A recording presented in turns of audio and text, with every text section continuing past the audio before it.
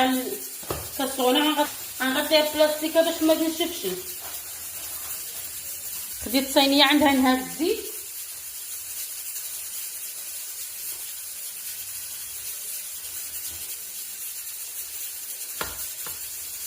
بهذه الطريقه هذه.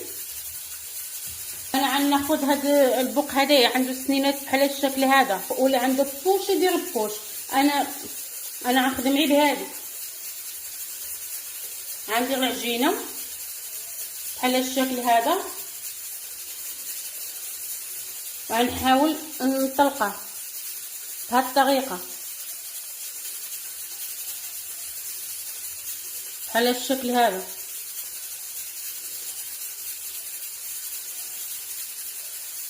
بحال الشكل هذا. ها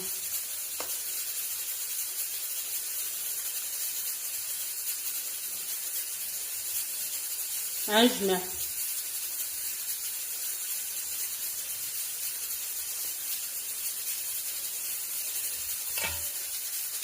قطع بالموس. سهله واقتصاديه من ضمن المعسلات ديال رمضان.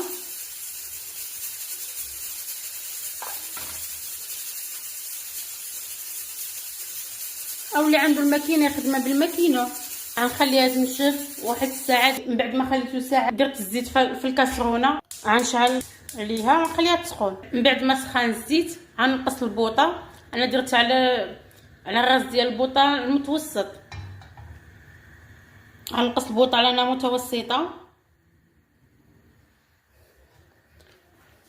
وغندير الحلوه ديالي. بسم الله. بالنسبه للحلوى غنديرها ما عنقشش فيها، واخا تلصق مع بعضها ما عنقشش فيها. غنخليها حتى طيب باش ما تهرس ليش.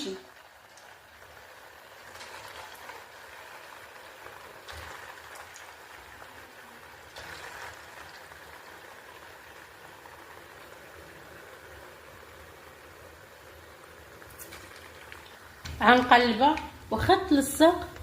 وهانتي واخا تلصق ما نادوش فيها. كناش نادو فيها تكون مازال خضره، واخا تلصق عاد تفك.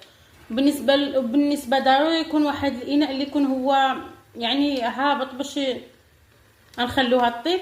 بعد ما طابت غنهزها بحال الشكل هذا. غنديرها مباشره في العسل. العسل عندي العسل ثقيله. غندير معكم وحده اخرى بهذا الشكل هذا.